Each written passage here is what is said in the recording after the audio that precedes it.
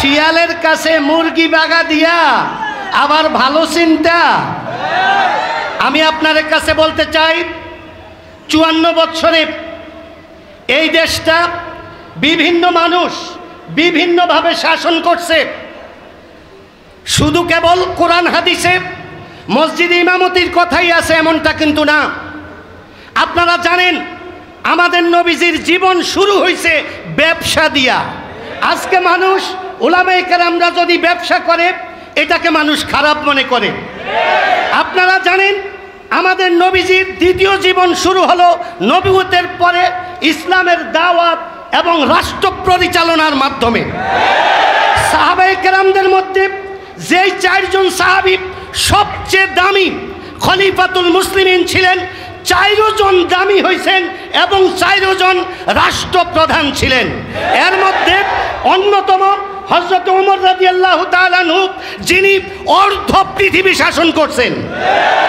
এই 4 জন খলিফার পরেও পর্যায়ক্রমে উলামায়ে কেরামদের দ্বারাতেই দেশ পরিচালনা হইতো, দেশে শান্তি ছিল। আপনারা জানেন ভারতবর্ষ এক সময় মুসলমানরা শাসন করত, উলামায়ে কেরামরা শাসন করত, ওই সময়ও দেশে শান্তি ছিল। আর এখন কেবল বাংলাদেশ স্বাধীন হওয়ার পর 54 বছর মানুষ কেবল শান্তি বিশ্রায়, কেবল শান্তি বিশ্রায়। শান্তির গাছ লাগাইছেন কবে? যেই গাছের তে শান্তির ফল সিরা সিরা খাইবেন। মসজিদে কেবল আসে মানুষ পানি পড়ার জন্য, জাতীয় কোনো ইস্যু নিয়ে মসজিদে মানুষ আসে না। অথচ আমাদেরকে ইমাম মানে, আমাদেরকে খুবই সম্মান করে। জাতীয় মসজিদের ইমামের কাছেও যদি মানুষ পানি পড়ায় নিয়ে আসে, দেশ কিভাবে চলতে হবে এটা জিজ্ঞাসা করবে কার কাছে? যেই জাতি দেশ পরিচালনার কথা উলামায়ে কেরামদেরকে যতদিন জিজ্ঞাসা না করবে, ওই জাতি এবং ওই দেশ কোনোদিনও ঠিক হবে না। যেই দেশে 300 এমপির মধ্যে একজন এমপিকে দিয়েও মসজিদের মুয়াজ্জিনি চলে না, নিজের মা বাপের জানাজা চলে না, মসজিদের ইমামতি চলে না, ওই মানুষদেরকে আমরা সমাজের দায়িত্ব দেই, একটা উপজেলার দায়িত্ব দেই, একটা সংসদীয় আসনের দায়িত্ব দেই। সংসদীয় আসনের দায়িত্ব দেওয়ার অর্থ হলো তারা হইল আইন প্রণেতা, তারা আইন করবে, তাদের আইনে দেশ চলবে।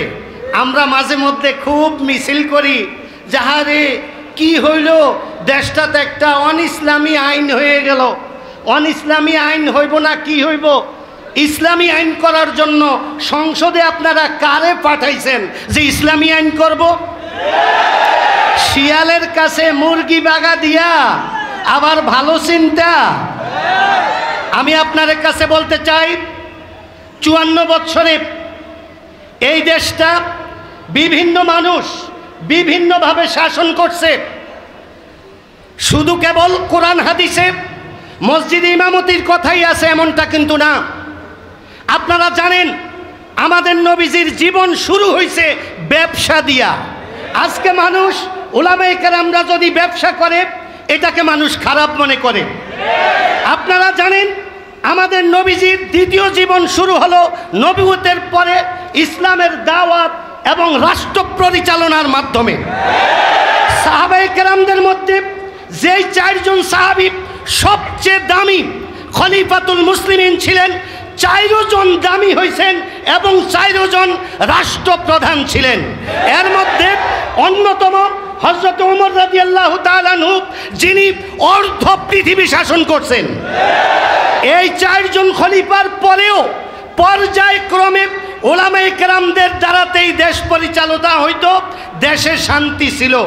আপনারা জানেন ভারতবর্ষ এক সময় মুসলমানরা শাসন করত, উলামায়ে কেরামরা শাসন করত, ওই সময়ও দেশে শান্তি ছিল। আর এখন কেবল বাংলাদেশ স্বাধীন হওয়ার পর 54 বছর মানুষ কেবল শান্তি বিশ্রায়, কেবল শান্তি বিশ্রায়।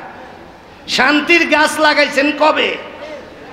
যেই গাছের তে শান্তির ফল সিরা সিরা খাইবেন। শান্তির গাছ লাগানো হয় নাই, 54 বছর পরে এই একটা সময় আসছে, যেই সময় উলামায়ে কেরাম সহ যত ইসলাম প্রিয় তৌহিদি জনতা আছে সবাই এক হওয়ার সময় আসছে। এখন আর ভুল সিদ্ধান্ত নিলে হবে না।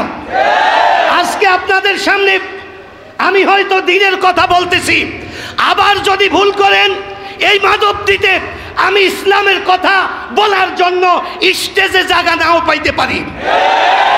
তাহলে এখন কারা আসবে যারা আমাদের বয়ান বন্ধ করবে, যারা ইসলামের কথা বন্ধ করবে? এরকম আসার সম্ভাবনা কার? কাজে ভুল সিদ্ধান্তের মধ্যে আমরা কেউ যাব না। উলামায়ে কেরামদেরকে আমরা রাষ্ট্রের আইন প্রণয়নের জন্য আইন প্রণেতা হিসেবে উলামায়ে কেরামদেরকে বাছাই করব, যেন আমাদের আব্বা আম্মা মারা গেলে সংসদ সদস্য দিয়ে জানাজা পড়াইতে পারি। যেখানে এমপি সাহেব যাবেন ওই জায়গায় নামাজের সময় হইলে এমপি সাহেব নামাজ পড়াবেন।